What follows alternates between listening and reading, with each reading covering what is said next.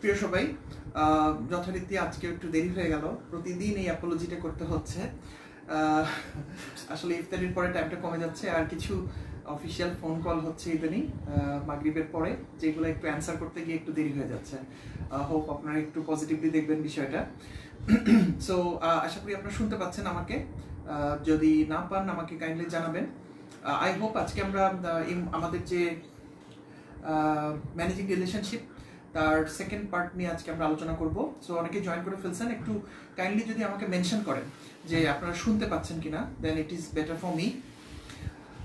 গতকালকে আমরা রিলেশনশিপ বিষয়টা কি এবং কিভাবে আমরা রিস্টার্ট ইয়োরসেলফের ভিউ পয়েন্ট থেকে, থ্যাংক ইউ, একজন লিখেছেন আমাদেরকে, রুমানা আফরোজ আপা, যে আমাকে শুনতে পাচ্ছেন, thank you very much Rumana আপা। So you can continue. So গতকালকে আমরা রিস্টার্ট ইয়োরসেলফের লেন্স দিয়ে আমরা রিলেশনশিপকে দেখার চেষ্টা করেছি, এবং আপনারা যারা রেগুলার আমাদের সাথে যোগ দিচ্ছেন ওভার দ্য টাইম, আমরা প্রথম যে 13টা ক্লাসে ডিসকাশন করেছি সেখানে রিস্টার্ট ইয়োরসেলফের বেসিক বিষয়গুলো ছিল। অবশ্যই যতটুকু অনলাইনে ডিসকাস করা যায়, আমাদের যদি কখনো ইন পার্সন দেখা হয় তখন হয়তো আমরা বিষয়গুলো নিয়ে অন্য লেভেলে আলোচনা করতে পারবো। যেহেতু এখন কোভিড সিচুয়েশন এবং আমাদের পক্ষে বাইরে বের হওয়া আসলেই সম্ভব না, এবং সব কিছু কবে স্বাভাবিক হবে আমরা আসলে সেটাও জানি না ঠিক মতো, সেজন্য আমরা অনলাইনে আমাদের কাজটা চালিয়ে যাচ্ছি। এবং ভালো ব্যাপার হচ্ছে যে আপনারা অনেকেই আগ্রহ পাচ্ছেন আমাদের যে প্র্যাকটিসগুলো, সেগুলো অ্যাটলিস্ট আমাকে যতটুকু আপনারা জানাচ্ছেন আপনারা ফলো করছেন।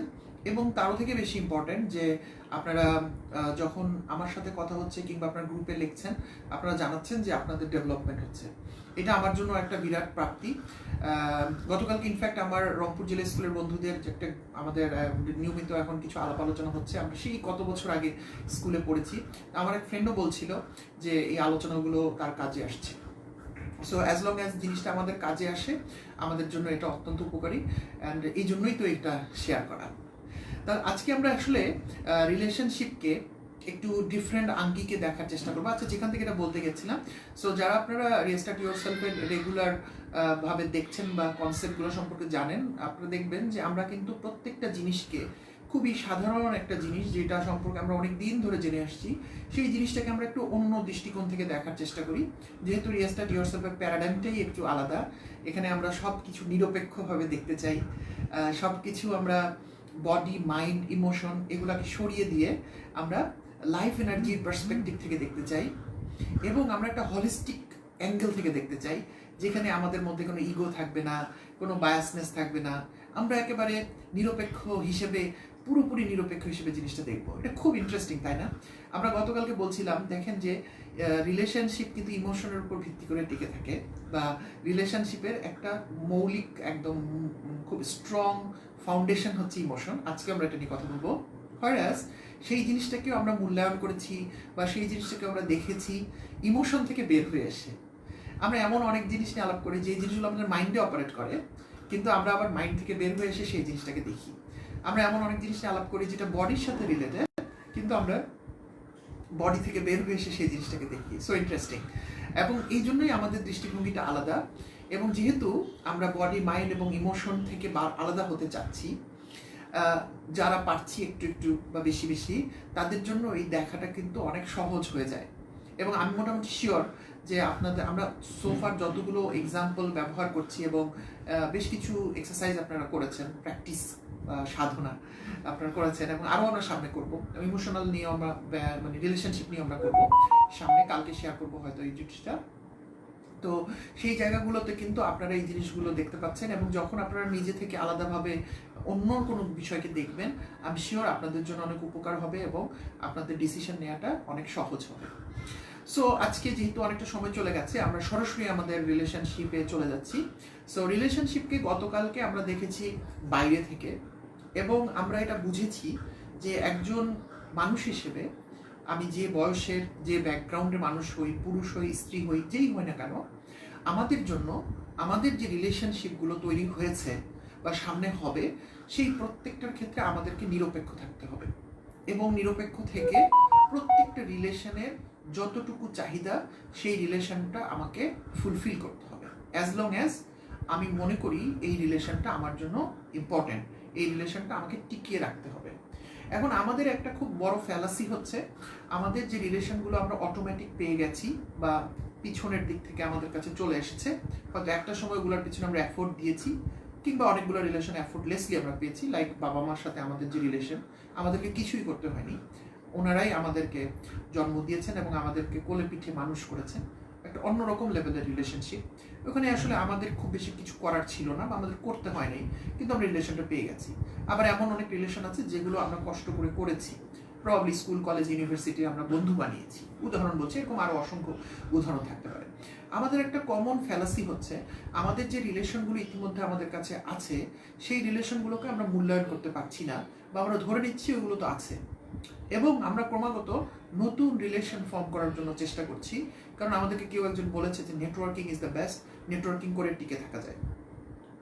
সো আমরা যে জায়গাটার উপর খুব জোর দিচ্ছি সেটা হচ্ছে একজন মানুষ হিসেবে আমাদের দায়িত্ব হচ্ছে সবগুলো রিলেশনের উপরে কিন্তু সমান পরিমাণ কাজ করা। এখন সেটা প্র্যাকটিক্যালি সহজ কঠিন সেটা নিয়ে আলোচনা করার কোনো সুযোগ আমাদের নাই, কারণ মানুষ হিসেবে আমাদের দায়িত্বই হচ্ছে একটা কঠিন কাজ করা। মানুষ হিসেবে আমরা গরু ছাগলের মতো জীবনযাপন করবো এটা মোটে এক্সপেক্টেড না। আমরা অবশ্যই কঠিন কাজটা করব, বাট সেই কাজটা করার সময় আমরা হয়তো নানান ধরনের টেকনিক অবলম্বন করতে পারি, নানান ধরনের ম্যাপিং করতে পারি যে আসলে কোন কাজটা কিভাবে করলে আমার জন্য সুবিধা হয়। আমি শিওর রিলেশনশিপের মধ্যেও আমরা এরকম জিনিস পাবো, urgent important, not urgent, not important, urgent not, এরকম অনেক কিছু পাবো, যেখানে হয়তো সবগুলো রিলেশনশিপে হয়তো একই পরিমাণ পানি দেবার দরকার নেই। পানি অর্থ আমি কাজ হিসেবে বলছি, কিন্তু অবশ্যই আমাদের প্রত্যেকটা রিলেশনশিপকে আমাদের ম্যানেজ করতে হবে আনটিল অ্যান্ড আনলেস আমি ডিসাইড করি যে এই রিলেশনশিপটা আমার না থাকলেও চলবে। এবং যখনই আমি এই ধরনের একটা ডিসিশনে যাচ্ছি, এটা কিন্তু একটা ভয়াবহ ডিসিশন যে আমার এই রিলেশনটা না থাকলেও চলবে। এটা ব্যাপারটা এরকম যে আপনি হঠাৎ করে ডিসাইড করে ফেললেন যে আপনার বাসার পাশে যে গাছটা আছে, এতদিন ধরে গাছটাকে আপনি পানি দিয়ে সার দিয়ে বড় করেছেন, এবং আপনি হঠাৎ করে ডিসাইড করলেন গাছটা আমি কেটে ফেলবো। এই জন্য আমাদেরও দেখবেন, আমাদের কিন্তু কোনো একটা গাছ যখন আমরা কেটে ফেলি তখন আমাদের জন্য কর্তব্য হচ্ছে আরো 2টা বা 3টা গাছ রোপণ করা। তার মানে দাঁড়াচ্ছে আমি একটা রিলেশনশিপকে ব্রেক করার আগে আমাকে আসলে আরো অন্তত 3টা বা 5টা রিলেশনশিপ আমাকে তৈরি করতে হবে। So building R creating new relation is not that easy. যদি ইজি হতো তাহলে আমি পুরো রিলেশনটাই রাখতাম, ওটা ভাঙতে যাচ্ছি কেন? So this always a balance যে আমি আসলে কি করব। বাট যারা পৃথিবীতে বড় হয়েছেন, বড় মানে খুব নামে বড় মানুষ হলেই হবে না, যারা এমনিতেই মনে শান্তি নিয়ে মারা গেছেন যে সমস্ত মানুষরা, সেই সমস্ত মানুষরা তাদের রিলেশনগুলোর ব্যাপারে খুবই সচেতন ছিলেন। এবং মজার এবং ইন্টারেস্টিং ব্যাপার হচ্ছে, আজকে আমরা আর একটু ডিটেল আলাপ করবো এই লাইনে হয়তোবা, যে আমাদের যে রিলেশনগুলো ইতিমধ্যে বিল হয়ে আছে সেই রিলেশনগুলো কিন্তু আমাদের কাছে খুব বেশি কিছু চায় না। অর্থাৎ যে গাছটা ইতিমধ্যে বড় হয়ে গেছে, একটা গাছ যখন ছোট থাকে তখন হয়তো আমরা একদিন আমাদেরকে নিজে গিয়ে বীজটা রোপণ করতে হয়, তারপর ওখানে রেগুলার পানি দাও, সার দাও, তারপর একটা ফেন্সিং করতে হবে যাতে গরু ছাগল সেটা না খেয়ে যায়, তারপর একটা নির্দিষ্ট পর, তারপরে একটা সময় কিন্তু ওই গাছটা এত বড় হয় যে ওই গরু ছাগল যেটা ওকে খেতে আসছিল ওকে বেঁধে রাখা যায় গাছের মধ্যে। তো এই রিলেশনগুলোও, আমাদের পুরোনো রিলেশনগুলো কিন্তু আমাদের কাছে এখন আর প্রতিদিন সার পানি এগুলো কিন্তু চায় না। ও কিন্তু উঠে গেছে, বড় হয়েছে, ও কিন্তু নিজের মতোই থাকতে চায়। ও শুধু চায় যে তুমি আমাকে কেটে ফেলো না, অথবা আমার কাছে একটু নিয়মিত আমার সাথে একটু দেখা করে যেও, তাহলেই হবে। সো সেই জায়গাতে আমাদের একটা বড় ফ্যালাসির কথা বলছিলাম যে আমরা পুরনো রিলেশনগুলোকে ব্রেক করতে থাকি এবং নতুন নতুন রিলেশন তৈরি করতে থাকি, এবং সবচেয়ে সহজ হচ্ছে ফেসবুকে রিলেশন করা। রিলেশন মানে বন্ধু, ফেসবুক ফ্রেন্ড করা, এবং সেই সব জিনিসের প্রতি আমাদের অনেক আগ্রহ। আমাদের কত হাজার ফ্রেন্ড, কত লক্ষ ফ্রেন্ড, কতজন ফলোয়ার, সেই সমস্ত দিনে আমাদের খুব বড় আগ্রহ। কিন্তু আমাদের যে বেসিক মানুষগুলো, যেগুলো আমাদের আসলে খুব নিজের ছিল বা আছে, সেই মানুষগুলোর দিকে তাকানোর আমাদের সময় নেই। কি এক অদ্ভুত জায়গায় আমরা পড়ছি। সো আমরা যেহেতু অ্যাওয়ারনেস বিল্ড হচ্ছে, আমরা সেই জায়গাগুলোকে একটু খেয়াল করতে চাই, এবং এখানে আমরা একটা 7 হ্যাবিটসের আরেকটা খুব ইন্টারেস্টিং থিওরি আমরা এখানে আজকে কাজে লাগানোর চেষ্টা করব। সেটা হচ্ছে রিলেশনশিপ ব্যাংক অ্যাকাউন্ট। আমি শব্দটা আবার বলছি, রিলেশনশিপ ব্যাংক অ্যাকাউন্ট।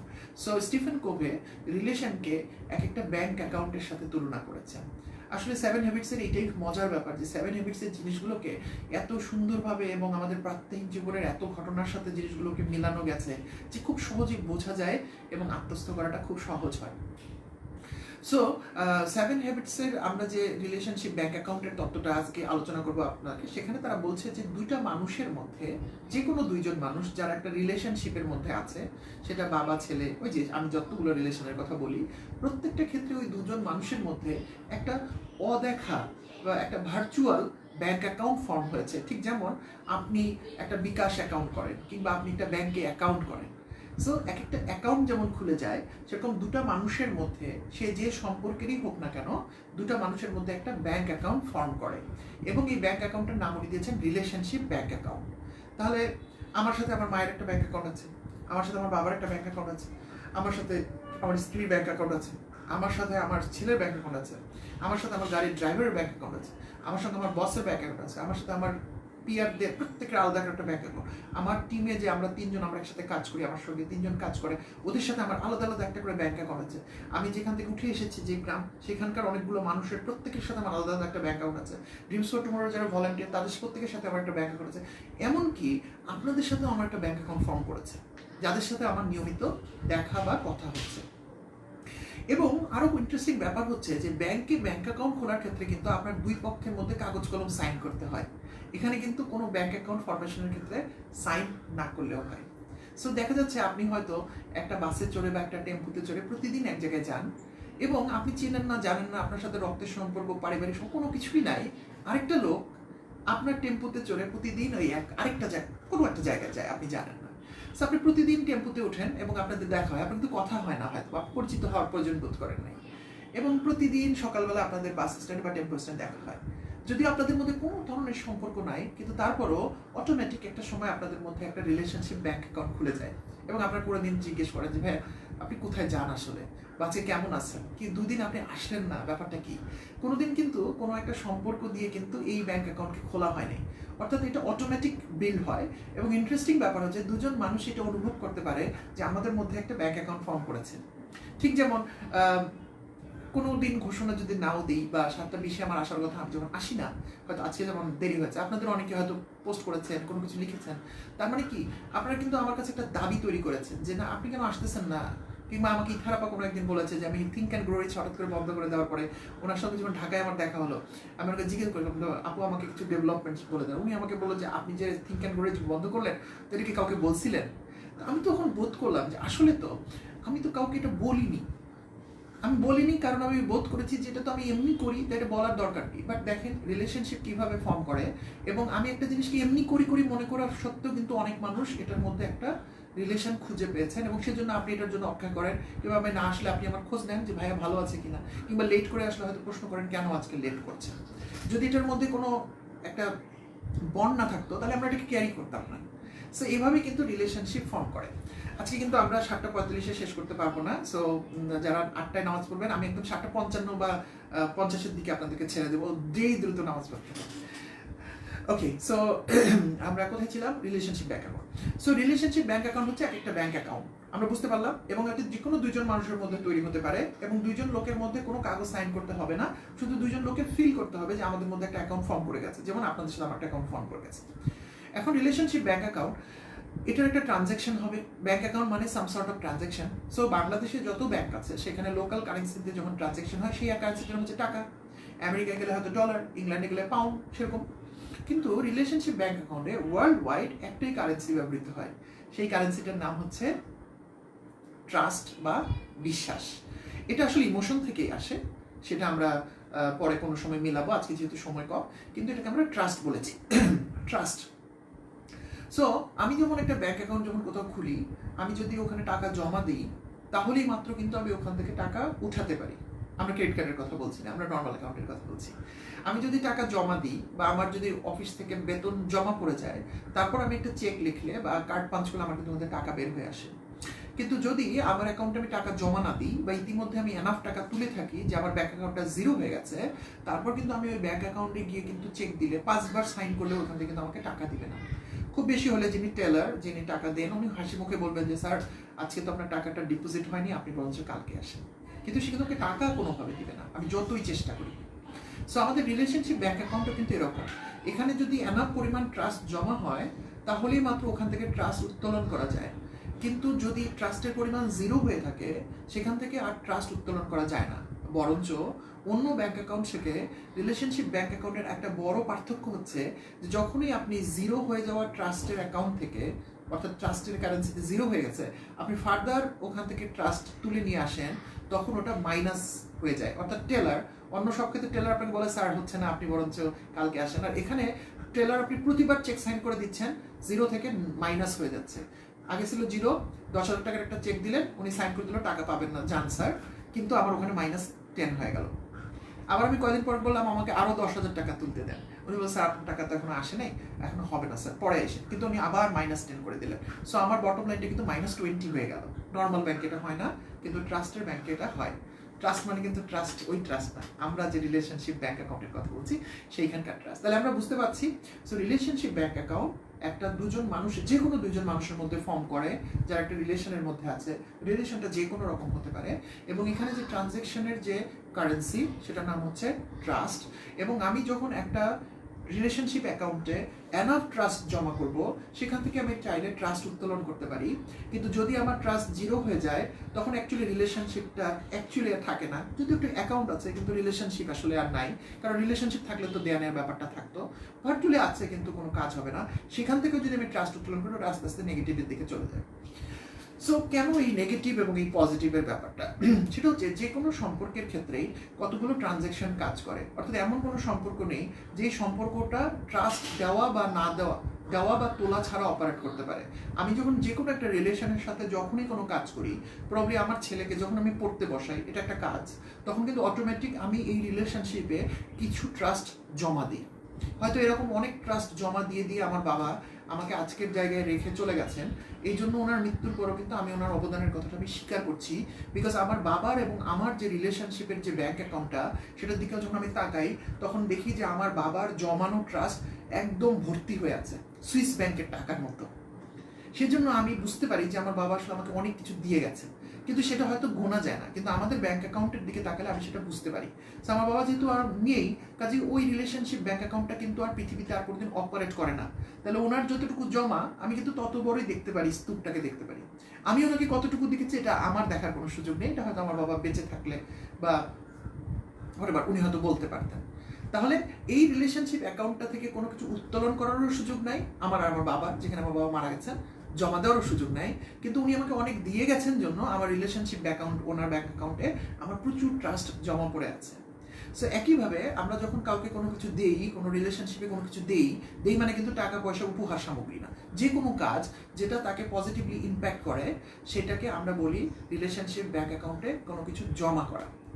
আবার আমরা যখন কোনো কিছু উত্তোলন করি কোনো একটা রিলেশনশিপ ব্যাংক অ্যাকাউন্ট থেকে, তাহলে উত্তোলন কি, ওটাও কিন্তু একটা কাজ, কিন্তু একটা নেগেটিভ ধরনের কাজ, কোনো একটা খারাপ কাজ, কোনো একটা বাজে কাজ, যে কাজটার কারণে ওই রিলেশনশিপ অ্যাকাউন্ট থেকে কিছু ট্রাস্ট উইথড্র হয়ে যায়। কিরকম হতে পারে সেটা তো মেবি, আমার ছেলের উদাহরণই দিচ্ছি আমি আপনাকে, মেবি আমি ওকে অনেক বকা দিলাম, এত বকা দিলাম যে আসলে খুব মন খারাপ করলো, হয়তো দোষটা ওই করেছে, বকা খাওয়ার উপযুক্ত কাজই সে করেছে হয়তো বা, তারপরেও আমি ওকে এত বেশি বকা দিলাম যে তার কাছে খুব খারাপ লাগলো।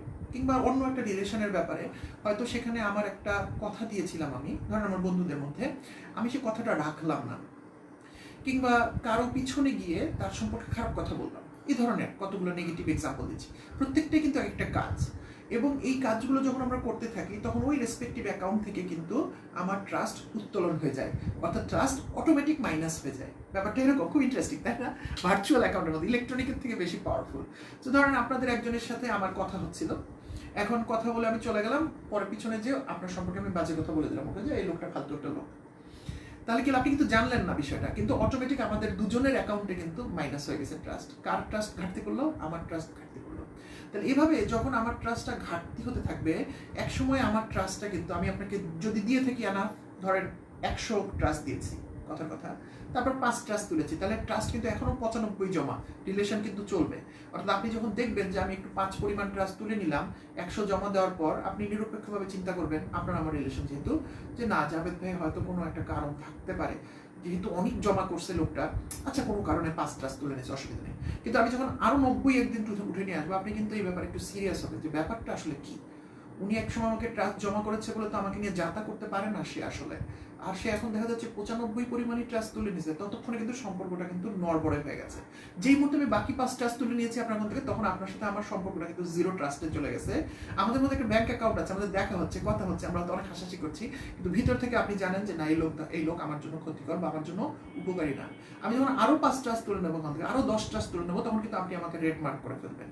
হয়তো দেখা হলে সামনে হাসি মুখে কথা বলবেন, আমরা অনেক সময় বলি অনেক রিলেশনশিপে এরকম, কিন্তু ভিতর থেকে আমরা তাকে বিশ্বাস করি না, কারণ আমাদের ট্রাস্ট ট্রাস্টটা অলরেডি নাই হয়ে গেছে। এবং কোনো রিলেশনশিপ ব্যাংক অ্যাকাউন্টে যদি ট্রাস্ট পজিটিভলি জমা না থাকে, আমরা আরও সহজ করে বলি হিউজলি পজিটিভলি যদি জমা না থাকে, তাহলে কিন্তু আমরা বলি যে এই রিলেশনশিপ ব্যাংক অ্যাকাউন্টটা আসলে নাম কাওয়াস্তে আছে। ঠিক যেমন আমার 5টা ব্যাংক অ্যাকাউন্ট থাকতে পারে কিন্তু কোনো ব্যাংকে টাকা জমা নেই, তাহলে আমার আছে 5টা ব্যাংক অ্যাকাউন্ট কিন্তু কোথাও টাকা নাই, সো ওই ব্যাংক অ্যাকাউন্টটার কোনো মূল্য নেই। সেরকম রিলেশনশিপ ব্যাংক অ্যাকাউন্টে যদি আমার এনাফ পরিমাণ ট্রাস্ট জমা না থাকে, তাহলে আমার ওই রিলেশনশিপটা থাকার না থাকার মধ্যে আসলে কোনো পার্থক্য নেই। এখন মজার ব্যাপার হচ্ছে, আমরা যখন কোনো একটা জায়গায় রিলেশনশিপ জমা করি তখন কিন্তু একটা কাজ, এটা কিন্তু এমন না যে আমাকে বলে দিলাম এই যাও তোমার অ্যাকাউন্টে কিছু রিলেশনশিপ ট্রাস্ট জমা দাও, তা কিন্তু সম্ভব না। আমরা কিন্তু আমাদের কোনো একটা কাজের মধ্য দিয়ে অ্যাকাউন্টগুলোতে ট্রাস্ট জমা দিই, সেটা একটা কাজ। আবার মজার ব্যাপার, আমরা যখন কোনো একটা ট্রাস্ট তুলে নেই কোনো রিলেশনশিপ অ্যাকাউন্ট থেকে, সেটাও কিন্তু একটা কাজ। দুটো মজার ব্যাপার। সো জমাও দেওয়াটা একটা কাজ, তুলে নেওয়াটা একটা কাজ।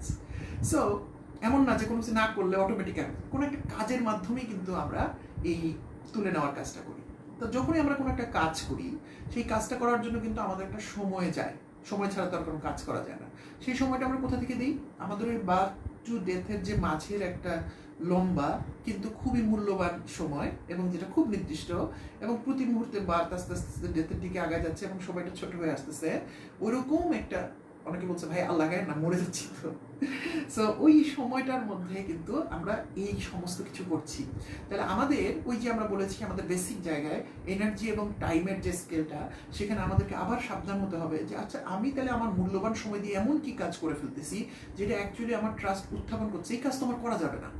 করলে আমি ট্রাস্ট জমা দিব, না দিলে আমি শুয়ে ঘুমাই থাকবো, দরকার হলে কোনো কিছুই করবো না। কিন্তু আমি কেন এমন কাজ করছি, এমন কথা কেন বলছি, এমন কমেন্ট কেন করছি, একজনের পিছনে কেন এমন কথা বলছি, কিংবা সামনেই বা তাকে কেন এমন আচরণ করছি যে আচরণটার জন্য আমি আসলে উল্টা রিলেশনটাকে নষ্ট করে ফেলছি। সে যত মূল্যবান আর মূল্যহীন রিলেশনই হোক না কেন, তো আপনি একটা গাছ কেন কাটবেন? আপনার বাসায় একটা বড় গাছ আছে, দরকার হোক না থাকুক না গাছটা, কাটার দরকার কি? আর আপনার গাছ কাটলে তো আপনার 5টা গাছ রোপণ করতে হবে, এই ঝামেলার মধ্যে কেন যাচ্ছেন? আর 5টা গাছ করলে বাড়তি করেন, সমস্যা কি? ওটা কাটতেছেন কেন?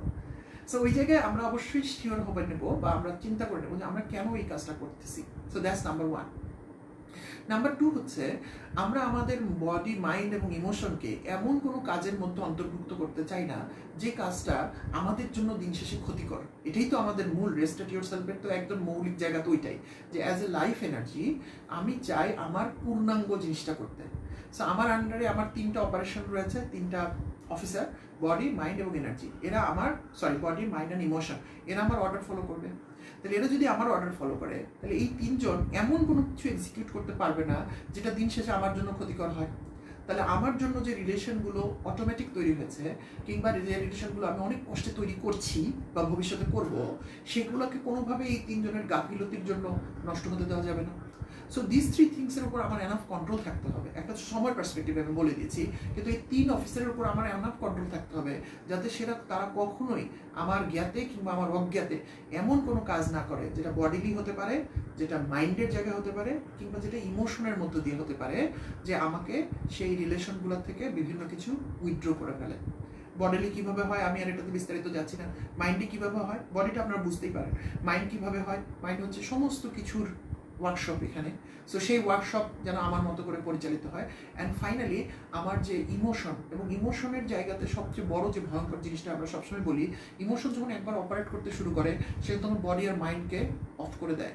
এবং আমাদের যাবতীয় নেগেটিভ ইমোশন, আমরা রাগের কথা বলি, ঘৃণার কথা বলি, অভিমানের কথা বলি, এই সমস্ত নেগেটিভ ইমোশন কিন্তু আমাদের রিলেশনগুলোকে হ্যাম্পার করার জন্য বা রিলেশনের ব্যাংক অ্যাকাউন্ট থেকে উইথড্রল করার জন্য কিন্তু খুবই ভয়ানক ভূমিকা পালন করে। সো আমাদের এই 3টা জায়গার উপর আবার আমাদের কিন্তু অ্যাওয়ারনেস বা সচেতনতা বিল্ড করার সময় তৈরি হয়ে গেল। তাহলে আমরা যেহেতু প্রায় 50-এর কাছে চলে যাচ্ছে, আজকে আমরা রিলেশনকে একটু ডিফারেন্ট অ্যাঙ্গেলে দেখার চেষ্টা করলাম, যেটা আমরা অ্যাকচুয়ালি আমাদের প্র্যাকটিসে কনভার্ট করে ফেলবো। সেটা হচ্ছে মোর অন আমরা প্র্যাকটিক্যাল ওয়েতে বোঝার চেষ্টা করলাম যে রিলেশন আসলে কীভাবে অপারেট করে। এবং আমরা দেখলাম যে প্রত্যেকটা রিলেশনের মধ্যে 2জন মানুষের মধ্যে একটা ইমোশনাল ব্যাংক অ্যাকাউন্ট বা রিলেশনশিপ ব্যাংক অ্যাকাউন্ট ফর্ম করে, এবং ব্যাংক অ্যাকাউন্টের কারেন্সি হচ্ছে ট্রাস্ট। ট্রাস্ট আমি যত জমা দিতে থাকবো ওই রিলেশনশিপ অ্যাকাউন্টটা স্ট্রং হতে থাকবে, স্ট্রং থেকে স্ট্রঙ্গার হতে থাকবে, এবং আমরা পারতপক্ষে চেষ্টা করব আমরা কোথাও থেকে কখনোই কোনো ইমোশনকে বা কোনো ট্রাস্টকে, নট ইমোশন, কোনো ট্রাস্টকে আমরা উইথড্র করবো না। তারপরও আমরা মানুষ, আমাদের চলার পথে ছোট দুই একটা ভুল ত্রুটি হতে পারে, কোনো রিলেশন থেকে যেন আমার সামান্য কিছু হঠাৎ করে ট্রাস্ট উইথড্র হয়েও যেতে পারে, কিন্তু আমার যদি জমা অনেক থাকে সেখান থেকে সামান্য কিছু উইথড্র যদি আমাদের হয়েও যায় তাহলে সেটা আমাদের এই ব্যাংক অ্যাকাউন্টটাকে কোনো ধরনের ইম্প্যাক্ট ক্রিয়েট করবে না। কিন্তু আমি যদি কন্টিনিউয়াসলি একটা রিলেশনশিপের মধ্যে সামান্য একটু জমা দিয়ে যদি অনেক উইথড্র করি, কিংবা কোনো কিছু জমাই দিলাম না কিন্তু উইথড্র করতে শুরু করে দিলাম, তাহলে কিন্তু একসময় আমি দেখতে পাবো যে আমার আশপাশে আসলে অনেকগুলো অ্যাকাউন্ট, অনেকগুলো রিলেশন কিন্তু সেগুলো ওয়ার্ক করে না। আমি শিওর আপনারা আমাকে যারা শুনছেন, আমি আপনাদের গত কয়েকদিন অনেকগুলো রিলেশনশিপ রিলেটেড প্রশ্ন আমি পেয়েছি, সেই প্রশ্নগুলোর মধ্যে এটা কিন্তু বের হয়ে আসে যে আমাদের কিন্তু রিলেশন অনেক, কিন্তু সেই রিলেশনগুলো কিন্তু ফাংশন করছে না, বা আমি বুকে হাত দিলে বুঝতে পারি যে ওই রিলেশনশিপ অ্যাকাউন্টে আসলে কিছু নাই। সো যদি সেরকম হয়েও থাকে অসুবিধা নেই, যে এতদিন পর্যন্ত হয়েছে আমরা তো আসলে এইভাবে অ্যাওয়ারনেস বিল্ড করি নাই, এখন যেহেতু অ্যাওয়ারনেস বিল্ড করলাম এবং এখন যেহেতু আমরা রিলেশনগুলোকে বুঝতে পারছি, কাজে আমাদেরকে আস্তে আস্তে আস্তে ওই ক্ষতগুলো সারিয়ে তুলতে হবে। আমি আপনাদেরকে আজকে রাতে বা আগামীকাল সকালে কিছু প্র্যাকটিস শেয়ার করব, যেহেতু আপনাদের মনে অনেক প্রশ্ন চলে আসছে যে একসাথে তাহলে আমি এতগুলো রিলেশন কিভাবে রিপেয়ার করব। হ্যাঁ, একসাথে এতগুলো করা সম্ভব না, উচিত হবে না আপনার জন্য, আপনি এলোমেলো করে ফেলবেন। সেই ক্ষেত্রে আমাদেরকে সবসময় প্রায়োরিটাইজ করতে হয়, যেমন আমরা সময়ের বক্স দিয়ে প্রায়োরিটি করেছি, এরকমভাবে আমরা রিলেশনকেও প্রায়োরিটি করতে পারবো। এবং আমাদের কিন্তু হতাশ হওয়ার কোনো সুযোগ নাই, আমাদের জীবনে এখনো একটা বড় সময় কিন্তু পড়ে আছে, এবং আমরা যদি আমাদের সামনের সময়টাকে যদি বুদ্ধিমত্তার সাথে ব্যবহার করতে পারি, অনেক কিছু রিগেইন করে ফেলা সম্ভব। ওকে, আর যারা মারা গেছেন তাদেরকে হয়তো ম্যানেজ করা আর সম্ভব না, কিন্তু সেক্ষেত্রে আমরা যে ধর্ম বিশ্বাস করি সেই পয়েন্ট অফ ভিউ থেকে আমরা তাদের জন্য দোয়া করতে পারি, তাদের যারা এখন আত্মীয় স্বজন আছেন তাদের সাথে আমরা কথা বলতে পারি, এবং তাদের সাথে কথা বলে কিভাবে ওই রিলেশনটাকে আমি রিপেয়ার করতে পারি। প্র্যাকটিক্যালি সম্ভব না, তারপর আমাদের মনের জায়গায় যাতে আমাদের ভুলটা বা আমাদের দুঃখটা যেন না থাকে, সেই জায়গা থেকে আমরা বের হয়ে আসতে পারবো হয়তো। সো আমি আপনাদেরকে কিছু প্র্যাকটিস শেয়ার করবো, একদম 8টার কাছে চলে যাচ্ছে, আমাকে শেষ করতে হবে। প্র্যাকটিস শেয়ার করবো এবং দরকার যদি হয় আমরা কালকে দরকার ওই প্র্যাকটিস বুক নিয়ে আবার কথা বলবো। যে জায়গাটা আমি জোর দিতে চাচ্ছি যাওয়ার আগে, সেটা হচ্ছে ছাড়ার আগে আজকে, সেটা হচ্ছে জিনিসটা কিন্তু কঠিন না, কাজটা কঠিন না, কাজটা অ্যাকচুয়ালি অ্যাজ এক্সিকিউশন খুবই সহজ। কিন্তু প্রবাবলি আপনি যদি আপনার ইগোর মধ্যে আটকা পড়ে থাকেন, যে ইগোর কারণে আপনি এতদিন উইথড্র করছেন একটার পর একটা চেক, এবং আপনার মনে হচ্ছে যা হয়ে হবে, সেই ইগো ভেঙে বের হয়ে আসতে হবে।